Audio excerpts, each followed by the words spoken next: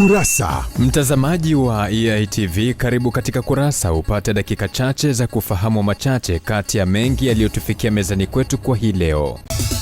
Tuanze kukupekulia kurasa kwa hili. Maafisa usafirishaji katika kituo cha mabasi yaendayo mikoa ya kusini cha Mbagala jijini Dar es Salaam wamelalamikia ugumu wa abiria ambao kwa kiasi kikubwa unasababishwa na hali ya maisha. Wakizungumza na Kurasa, baadhi ya maafisa usafirishaji wameeleza kwamba jambo hilo linasababishwa na mabadiliko ya kiuchumi.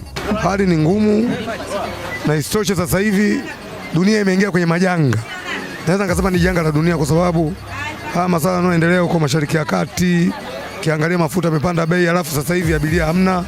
Yaani unatokana asubuhi ukawa na gari kubwa lakini unaambulia abiria 20. Abiria 20 ukipiga hesabu hata diesel haitoshi. Bado kuna tairi, kuna mambo mengi tu yanakabiliana, kuna dereva atakao mlipe, kuna wafanyakazi atakao walipe. Kwa hali imekuwa ni mbaya.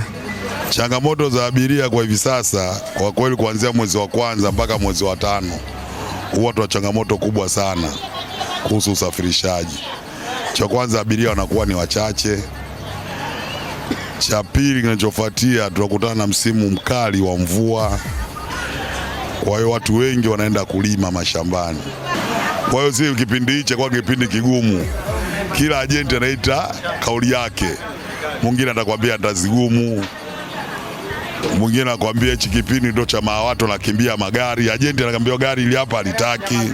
Yaani kwa kifupi kipindi hiki kwa sisi watu wa mabasi tunapata shida sana kibiashara. Biashara imekuwa ni ngumu.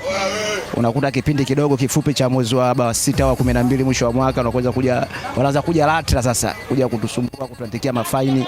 Lakini kipindi hiki ni abiria hakuna. Tuendelee na Kurasa. Takriban watoto 138 mkoani Iringa wameripotiwa kufanyiwa vitendo vya ukatili, ikiwemo ukatili wa kingono katika kipindi cha mwaka mmoja, huku wadau wakihimiza kuongeza kwa juhudi za kupambana na matukio hayo. Viongozi wa Baraza la Watoto wanasema matukio ya ukatili yanaathiri ustawi na maendeleo ya watoto, huku akitoa wito kwa jamii kuacha kufumbia macho vitendo hivyo na kutoa taarifa mapema kwa vyombo husika. Kuna ule ukatili wa kijinsia, ukatili unatokea, jambo linaripotiwa, halichukuliwi hatua. Inatakiwa hatua zichukuliwe kwa namna ya kipekee zaidi au kwa uzito unaostahili katika tukio hilo. Hata kama unapitia changamoto kiasi gani, ukiwa kama mtoto wa kike, unatakiwa uweze kujiamini. Cha kwanza, ukijiamini uthubutu ili uweze kuangalia namna gani unaweza kukidhi mahitaji yako. Cha kwanza kabisa, unapoona dalili yoyote ile ya kishawishi au dalili yoyote ile ya kufanywa kitendo kiovu, haraka sana utoe taarifa kwa mtu unayemwamini na unayeona anaweza kukusaidia kutatua tatizo lako.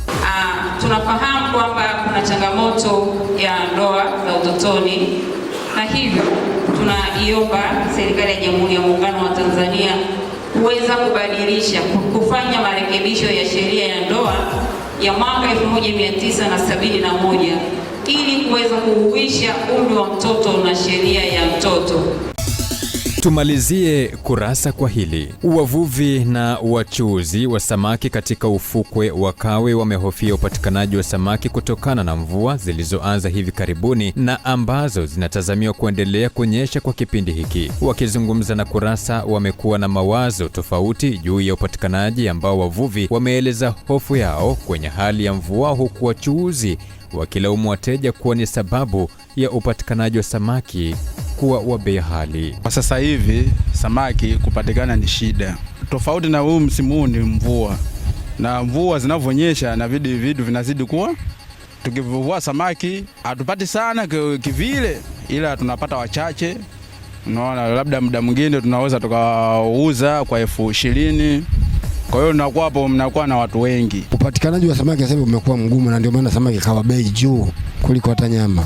Kitu ambacho kinapelekea kwa kwanza mvurugano wa bahari kati ya maji ya bahari na maji ya chumvi, kwa sababu sasa hivi mvua zinanyesha.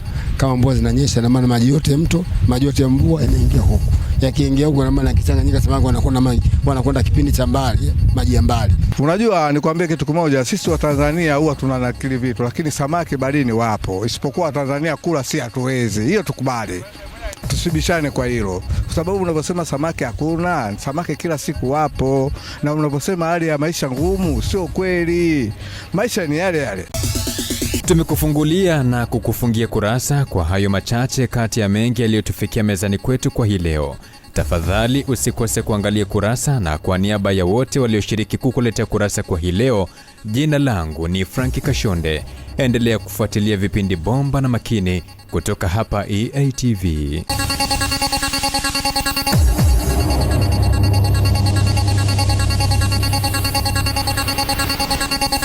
Kurasa.